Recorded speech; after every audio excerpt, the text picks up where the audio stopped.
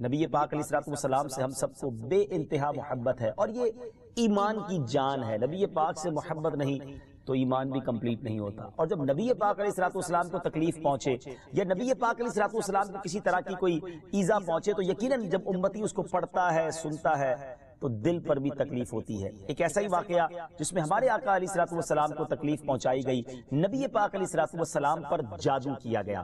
ناظرین، آج یہ واقعہ ہم سنیں گے، اور یہ قرآنی واقعہ ہے، اور اس کے ذریعے بہت ساری باتیں بھی سنیں گے۔ جادو کے بارے میں بڑے مسکنسیپشن ہیں لوگوں کے ذہنوں میں، اور سمجھتے ہیں کہ جادو کا توڑ کرنے کے لیے بڑے عجیب و غریب عمل کرنے پڑیں گے، بڑے گناہوں والے کام کرنے پڑیں گے، اللہ کی ناراضگی والے کام بھی لوگ کرنے کے لیے تیار ہو جاتے ہیں، حرام اور ناجائز کام کرنے کے لیے تیار ہو جاتے ہیں، اور سمجھتے ہیں کہ اس سے جادو سے بچا جا سکے گا۔ البتہ جادو کروانے کے لیے بھی لوگ بڑے ہی ناجائز اور حرام کام کرتے ہیں جو کہ جہنم میں لے جانے والے کام ہوتے ہیں۔ اللہ مجھے اور آپ کو ہمیشہ جادو ٹونے آصف سے محفوظ رکھے، ہر قسم کی بلاؤں سے محفوظ رکھے، اور آج قرآن کے ذریعے سمجھیں گے کہ جادو کا علاج کیا ہے، جادو ہو جائے تو بچا کیسے جا سکتا ہے، اور نبی پاک علیہ الصلوۃ والسلام پر جب جادو ہوا تھا، جادو کرنے کی کوشش کی گئی تھی، اس کا نتیجہ کیا نکلا۔ ناظرین، توجہ کے ساتھ آپ نے سلسلے میں شامل رہنا ہے۔ روایت یہ ہے کہ لبید بن عاصم یہودی اور اس کی بیٹیوں نے نبی پاک علیہ الصلوۃ والسلام پر جادو کر دیا، جس کا اثر پیارے آقا علیہ الصلوۃ والسلام کے جسم پر نمودار ہوا۔ طبیعت شریف جو ہے وہ کچھ ناساز ہونے لگی، آپ کے قلب، آپ کی عقل مبارک اور آپ کے اعتقادات پر کوئی اثر نہ ہوا، صحت مبارک پر تھوڑا سا اثر ہوا۔ چند روز بعد حضرت جبریل امین بارگاہ رسالت میں حاضر ہوئے اور عرض کی، یا رسول اللہ صلی اللہ علیہ وسلم، ایک یہودی نے آپ صلی اللہ علیہ وسلم پر جادو کر دیا ہے، اور جادو کا جو سامان ہے وہ فلاں کنویں میں ایک پتھر کے نیچے دبا ہوا ہے۔ سرور کائنات علیہ الصلوۃ والسلام نے حضرت علی مولائے کائنات شیر خدا کرم اللہ تعالی وجہ الکریم کو بھیجا، انہوں نے کنویں کا پانی نکالا اور پتھر اٹھایا تو اس کے نیچے سے کھجور کے گھابے کی تھیلی برآمد ہوئی، یعنی کھجور کے جو چھلکے ہوتے ہیں اس طرح کی تھیلی برآمد ہوئی، اور اس میں نبی پاک علیہ الصلوۃ والسلام کے منہ مبارک جو کنگھی سے ٹوٹے تھے، اور کنگھی کے ٹوٹے ہوئے کچھ دندانے، اور ایک ڈور یا کمان کا چلہ جس میں 11 گٹھانے لگی ہوئی تھی، اور ایک موم کا پتلا تھا جس میں 11 سوئیاں چبھی ہوئی تھی۔ یہ سب سامان پتھر کے نیچے سے نکلا، اور یہ مولا علی کرم اللہ تعالی وجہ الکریم یہ سارا سامان لے کر نبی پاک علیہ الصلوۃ والسلام کی بارگاہ میں آ گیا۔ اس کے بعد سبحان اللہ، اب اس کا توڑ کیسے آیا، اس کا علاج کیسے ہوا، اس کا حل کیا نکلا؟ جبریل امین اللہ تبارک و تعالیٰ کی بارگاہ سے سورہ فلق اور سورہ ناس لے کر حاضر ہوئے، یعنی اب جو سورہ فلق اور سورہ ناس ہے وہ نازل ہوئی، اور ان دونوں صورتوں کو ملائیں تو ناظرین اس میں 11 آیتیں ہیں، ہر ایک آیت کے پڑھنے سے ایک ایک گرہ کھلتی جاتی تھی، یہاں تک کہ سب گرہیں کھل گئیں، اور پیارے آقا علیہ الصلوۃ والسلام بالکل شفایاب ہو گئے۔ سبحان اللہ، سبحان اللہ۔ ناظرین، اب اس واقعے سے بہت ساری باتیں میں نے اور آپ نے سیکھنی ہیں۔ پہلی بات یہ ہے کہ یہ بخاری شریف میں ہے کہ پیارے آقا علیہ الصلوۃ والسلام جب بستر شریف پر تشریف لاتے تو اپنے دونوں ہاتھوں پر دم کرتے، اور اپنے سر سے پاؤں تک پورے جسم پر اپنے ہاتھوں کو پھرایا کرتے، جہاں تک دست مبارک پہنچ سکتے یہ عمل 3 مرتبہ فرماتے، یعنی نبی پاک علیہ الصلوۃ والسلام ان دونوں صورتوں کا اپنے اوپر بھی دم کیا کرتے۔ اور ایک اور جگہ پر بھی یہ ہے، حدیث عائشہ رضی اللہ تعالیٰ عنہا میں ہے کہ جب نبی پاک علیہ الصلوۃ والسلام کے گھر والوں میں سے کوئی بیمار ہوتا تو آپ علیہ الصلوۃ والسلام ان دونوں صورتوں کو پڑھ کر اس پر دم فرمایا کرتے۔ تو یہ نبی پاک کے معمول میں تھا۔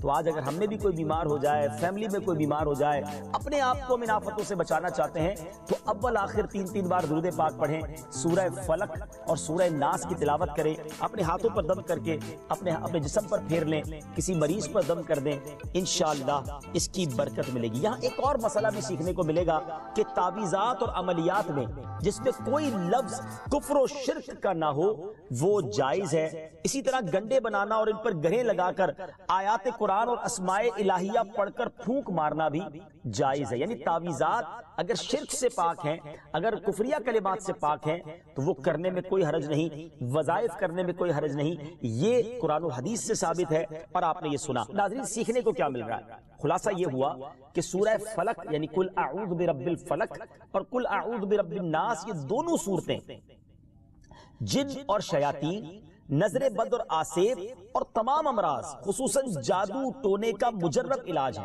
ان کو لکھ کر تعویذ بنائیں، گلے میں پہنائیں اور ان کو بار بار پڑھ کر مریض پر دم کریں اور کھانے اور پانی اور دواؤں پر پڑھ کر پھونک دیں اور پھر مریض کو کھانا وغیرہ کھلائیں۔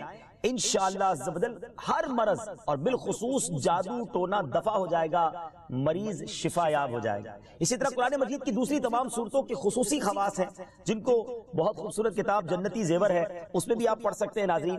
اسی طرح ہمیں چاہیے کہ قرآن پاک کی تلاوت کرتے رہیں۔ قرآن پاک کی ہر حرف میں شفا ہے، برکتیں ہیں، اور آج خاص طور پہ ہمارے ناظرین کو گویا وظیفہ، قرآنی وظیفہ مل رہا ہے۔ بہت سارے ناظرین یہ گزارش کرتے ہیں کہ ہمیں کوئی وظیفہ بتایا جائے، تو دیکھیں آج تو قرآن کے ذریعے، اور وہ وظیفہ جو نبی پاک کو رب کی طرف سے عطا ہوا، پیارے آقا علیہ الصلوۃ والسلام کو بھی شفا نصیب ہوئی، تو ہمیں ضرور اس کو اپنانا چاہیے۔ ناظرین اس سے پہلے کہ میں مزید اس معاملے میں آگے بڑھوں، میں چاہتا ہوں کہ دونوں صورتوں کی تلاوت اور اس کا ترجمہ پہلے سن لیتے ہیں اور پھر مزید اس بارے میں بات کرتے ہیں کہ اس حیرت انگیز واقعے سے مجھے اور آپ کو مزید کیا سیکھنے کو ملتا ہے۔ پہلے سورہ فلق کی تلاوت ہوگی، سورہ ناس کی تلاوت ہوگی۔ میں یہاں ایک اور بات بھی کہنا چاہوں گا، کچھ لوگ یہ کہتے ہیں جناب ہم وظیفہ کرتے ہیں اثر نہیں ہوتا، برکت نہیں ملتی۔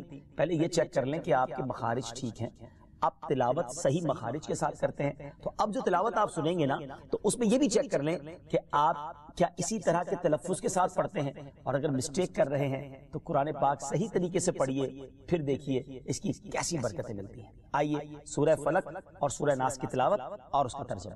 قل اعوذ برب الفلق من شر ما خلق ومن شر غاسق اذا وقب ومن شر النفاثات في العقد ومن شر حاسد اذا حسد۔ تم فرماؤ میں اس کی پناہ لیتا ہوں جو صبح کا پیدا کرنے والا ہے، اس کی سب مخلوق کے شر سے، اور اندھیری ڈالنے والے کے شر سے جب وہ ڈوبے، اور ان عورتوں کے شر سے جو گروہ میں پھونکتی ہیں، اور حسد والے کے شر سے جب وہ مجھ سے جلے۔ قل اعوذ برب الناس ملک الناس الہ الناس من شر الوسواس الخناس الذي يوسوس في صدور الناس من الجنة والناس۔ تم کہو میں اس کی پناہ میں آیا جو سب لوگوں کا رب، سب لوگوں کا بادشاہ، سب لوگوں کا خدا، اس کے شر سے جو دل میں برے خطرے ڈالے اور دبک رہے، وہ جو لوگوں کے دلوں میں وسوسے ڈالتے ہیں، جن اور آدمی۔ ناظرین سورہ فلق اور سورہ ناس کے بے شمار فضائل و برکات ہیں۔ ایک اور حدیث پاک سنیے، حضرت عبداللہ بن خبیب رضی اللہ تعالیٰ عنہ فرماتے ہیں کہ ہم پر ہلکی بارش ہوئی اور اس وقت اندھیرا چھایا ہوا تھا، اور ہم پیارے آقا علیہ الصلوۃ والسلام کا انتظار کر رہے تھے کہ وہ آ کر ہمیں نماز پڑھائیں۔ پھر نبی پاک علیہ الصلوۃ والسلام ہمیں نماز پڑھانے کے لیے تشریف لائے اور ارشاد فرمایا پڑھو۔ میں نے عرض کی کیا پڑھوں؟ ارشاد فرمایا صبح و شام 3 بار قل هو اللہ احد، قل اعوذ برب الفلق اور قل اعوذ برب الناس پڑھو، ان کی تلاوت کرنا تمہیں ہر بری چیز سے بچائے گا۔ چلیں ایک اور وظیفہ مل گیا، سورہ اخلاص کو بھی شامل کر لیں تو صبح و شام پڑھیں تو انشاءاللہ بری آفتوں سے، مصیبتوں سے، جادو ٹونے سے، آسیب سے، ان طرح کی بلاؤں سے انشاءاللہ محفوظ رہیں گے۔ ناظرین یہاں کچھ مسائل بھی سیکھ لیتے ہیں۔ حضرت اسماء بنت امیس رضی اللہ تعالیٰ عنہ نے عرض کی یا رسول اللہ صلی اللہ تعالیٰ علیہ وسلم، جعفر کے بچوں کو جلد نظر ہوتی ہے، کیا مجھے اجازت ہے کہ ان کے لیے عمل کروں؟ نبی پاک علیہ الصلوۃ والسلام نے اجازت عطا فرمائی۔ تو سیکھنے کو یہ ملا کہ تعویذ اور عملیات جن میں کفر و شرک نہ ہو، کوئی کلمہ ناجائز نہ ہو، تو اس میں جو ہے وہ تعویذ کرنا، عمل کرنا جائز ہے، اور خاص کر وہ عمل جو آیات قرآنیہ سے کیے جائیں یا احادیث میں وارد ہوئے ہوں۔ اسی طرح چند مسائل بھی سیکھنے کو ملے۔ یہ دونوں صورتیں جو ہیں ان کے شان نزول سے ہمیں معلومات کیا ملتی ہیں؟ نمبر 1، جادو اور اس کی تاثیر حق ہے۔ کچھ لوگ جادو کا انکار کر دیتے ہیں، یہ درست نہیں ہے۔ جادو اور اس کی تاثیر حق ہے کیونکہ قرآن میں اس کا ذکر ہے، اور نبی پاک علیہ الصلوۃ والسلام پر بھی آپ کی صحت مبارک پر اس کا اثر ہوا۔ نمبر 2، نبی کے جسم پر جادو کا اثر ہو سکتا ہے، جیسے تلوار، تیر اور نیزے کا بھی اثر ہوتا ہے۔ یہ شان نبوت کے خلاف نہیں ہے، ہاں ایسا اثر نہیں ہو سکتا کہ جس سے نبوت کے متعلقہ امور میں خلل آ جائے۔ حضرت موسیٰ علیہ السلام کے مقابلے میں جادوگر بالآخر اس لیے فیل ہوئے کیونکہ وہاں جادو سے معجزے کا مقابلہ تھا، ورنہ حضرت موسیٰ علیہ السلام کے خیال پر بھی اس جادو نے اثر کیا کہ ان کو خیال ہوا کہ یہ لاٹھیاں رسیاں چل رہی ہیں۔ نبی کریم علیہ السلام کے خیال پر بھی اسی طرح یہی اثر ہوا تھا۔ نمبر 3، جادو کو دور کرنے میں سورہ فلق اور سورہ ناس کو خصوصی تاثیر حاصل ہے۔ نمبر 4، جادو، ٹونے اور عملیات اور اثرات اور بیماریوں کو ختم کرنے کے لیے قرآن پاک کی صورتوں اور آیتوں کو استعمال کیا جا سکتا ہے، اور بخاری شریف میں سورہ فاتحہ کو اس مقصد کے لیے استعمال کرنے کا بیان موجود ہے۔ تو سورہ فاتحہ کو سورہ شفا بھی کہا جاتا ہے، تو یہ بھی شفا کے لیے بڑا مجرب اور بڑا پیارا وظیفہ ہے۔ ناظرین، یہ چند باتیں تو ہم نے اس واقعے کے متعلق سیکھی، سورہ فلق اور سورہ ناس کے کچھ فضائل بھی سنے۔ میں یہاں ایک اور بات بھی کرنا چاہتا ہوں کہ آج کل پرابلم یہ ہو گیا ہے کہ اتنے عاملین آ گئے ہیں، اتنے عمل کرنے والے لوگ آ گئے ہیں، اتنے بورڈ ہمارے شہروں اور وطن میں لگ جاتے ہیں کہ ایسا لگتا ہے ہر دوسرے آدمی پہ جن ہے یا اس پہ جادو ہو گیا ہے۔ خدارا جھوٹے عاملین سے اپنے آپ کو بچائیے۔ اگر جینے کی تمنا ہے تو کچھ پہچان پیدا کر۔ لوگوں کے گھر بک جاتے ہیں، لوگوں کی عزتیں پامال ہو جاتی ہیں، عجیب ماحول ہو گیا ہے۔ کچھ بد نصیب تو وہ ہیں جو کسی کو تباہ کرنے کے لیے جادو کروانے جاتے ہیں اور ہزاروں لاکھوں روپے خرچ کرتے ہیں، اور پھر بیچارے کچھ جب بیمار ہو جاتے ہیں تو اپنا بعض اوقات ڈاکٹری مسئلہ ہوتا ہے اور وہ بھی کسی عامل کے ہتھے چڑھ جاتے ہیں، اور وہ کہتا ہے جناب آپ کے گھر میں بہت برا عمل ہوا ہے، فلاں جگہ کوئی چیز دبی ہوئی ہے، اور اس کو اب سنبھالنے کے لیے، اس کو نکالنے کے لیے اتنے بکرے چاہیے، اتنے مرغے چاہیے، اتنے انڈے چاہیے، قبرستان میں یہ عمل کرنا ہوگا، اور پھر غریب آدمی اپنی چیزوں کو بیچ کر ہزاروں لاکھوں روپے انہیں دے دیتے ہیں اور خاندان کے خاندان ٹوٹ جاتے ہیں۔ ایسا نہ کریں، پلیز ایسا نہ کریں، بلکہ میں تو ان عاملین سے بھی گزارش کروں گا کہ حلال روزی کی طرف آئیں۔ دعوت اسلامی نے بڑا شاندار ایک انداز اختیار کیا، اللہ سلامت رکھے دعوت اسلامی کے مدنی ماحول کو۔ ناظرین، آپ سوچ رہے ہوں گے کہ پھر ہماری بیماریوں کے لیے ہم تعویذ کس سے لیں، ہم یہ وظائف کہاں سے لیں؟ آپ کی دعوت اسلامی ہے نا، الحمدللہ دعوت اسلامی کا ایک شعبہ ہے جس کا نام ہی مکتوبات و تعویذات عطاریہ ہے۔ اس میں آپ کو بغیر کسی فیس کے، جی ہاں بغیر کسی فیس کے، لاکھوں لاکھ تعویذ ہر مہینے ناظرین یہاں سے دیے جاتے ہیں، پوسٹ بھی کیے جاتے ہیں، کوریئر بھی کیے جاتے ہیں، اس کی بھی کوئی فیس نہیں لی جاتی۔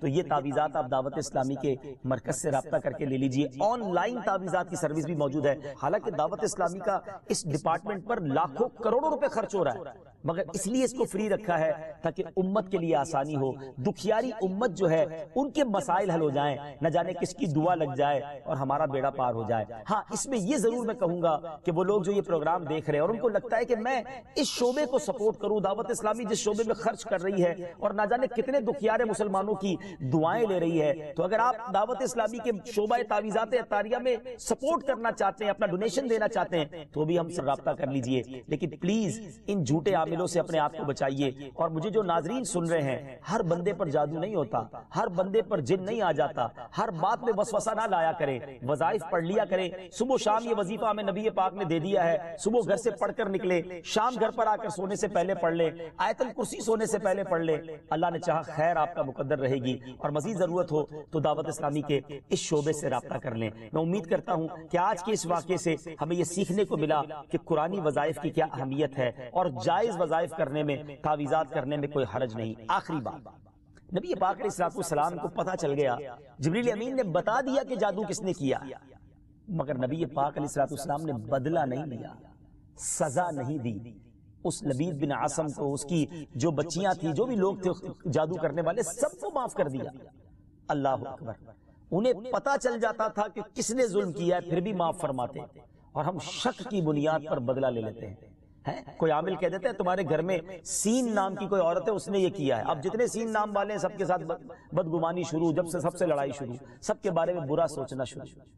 انسان ہی سے غلطی ہوتی ہے، معافی کرنے والا ذہن رکھیے، معاف کریں گے اللہ تعالیٰ آپ کو معاف کر دے گا، رحم کریں گے آپ پر رحم کیا جائے گا۔ اللہ مجھے اور آپ کو نبی پاک علیہ السلام کی اس مبارک سیرت سے سیکھنا نصیب فرمائے کہ اگر کسی سے غلطی ہو بھی گئی ہے، کسی نے ہمارا برا چاہا بھی ہے اور پتہ بھی چل گیا ہے، تو معاف کرنا اللہ کو بڑا پسند ہے. مشکل ضرور ہے، دل چاہتا ہے میں بھی بدلہ لوں، لیکن مزہ بھی تو یہی ہے نا کہ دل چاہ بھی رہا ہے، غلط بھی کیا ہے سامنے والے نے اور میں بدلہ لے بھی سکتا ہوں، پھر بھی اللہ کی رضا کے لیے معاف کر دیں اور اس نیت سے معاف کریں میرے مالک میں تیرے بندے کو معاف کر رہا ہوں، تو مجھ گناہگار کو معاف فرما دے. اللہ کریم ضرور کرم فرمائے گا اور یہی اسلام کی خوبصورتی ہے.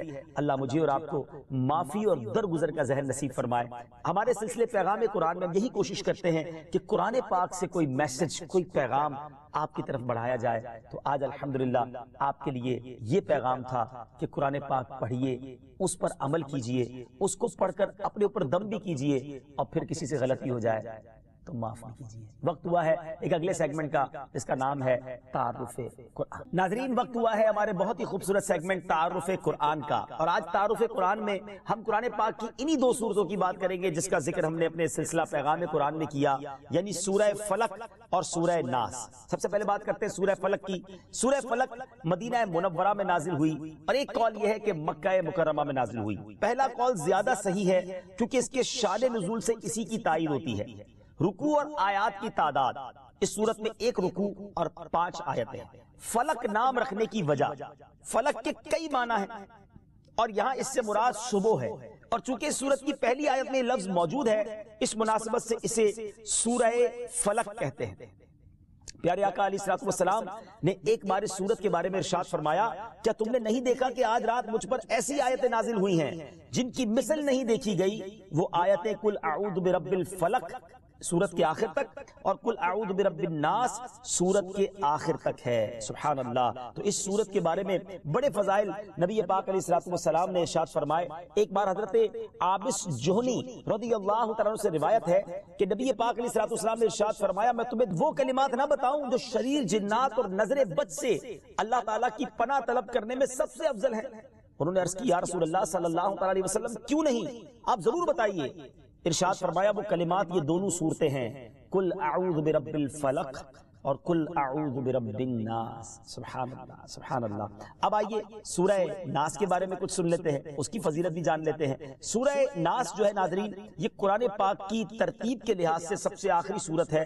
اس کا مقام نزول سورہ ناس زیادہ صحیح قول کے مطابق مدنی ہے. اس سورت میں 1 رکوع اور 6 آیتیں ہیں. الناس نام رکھنے کی وجہ، عربی میں انسانوں کو الناس کہتے ہیں اور اس سورت کی پہلی آیت میں لفظ موجود ہے، اس مناسبت سے اسے سورہ الناس کہتے ہیں یا اسے سورۃ الناس کہتے ہیں. سورۃ الناس کے مضامین، اس سورہ مبارکہ میں ان جنات اور انسانوں سے اللہ تعالیٰ کی پناہ مانگنے کی تعلیم دی گئی ہے جو لوگوں کے دلوں میں وسوسے ڈالتے ہیں. سورہ فلق کے ساتھ اس کی مناسبت کیا ہے؟ سورۃ الناس کی اپنے سے ماقبل سورت سورہ فلق کے ساتھ مناسبت یہ ہے کہ سورہ فلق میں ظاہری شر سے اللہ تعالیٰ کی پناہ مانگنے کی تعلیم دی گئی تھی اور اس سورت میں خفیہ شر سے اللہ تعالیٰ کی پناہ مانگنے کی تعلیم دی گئی ہے. اللہ تعالیٰ ہمیں ہر طرح کے شر سے محفوظ فرمائے، قرآن پاک پڑھنے، سمجھنے اور اس پر عمل کرنا نصیب فرمائے. مدنی چینل دیکھتے رہیے. اگلے سلسلے میں ایک اور پیغام قرآن لے کر حاضر ہوں گے. صلو علی الحبیب صلی اللہ تعالی علی محمد صلی اللہ علیہ وسلم.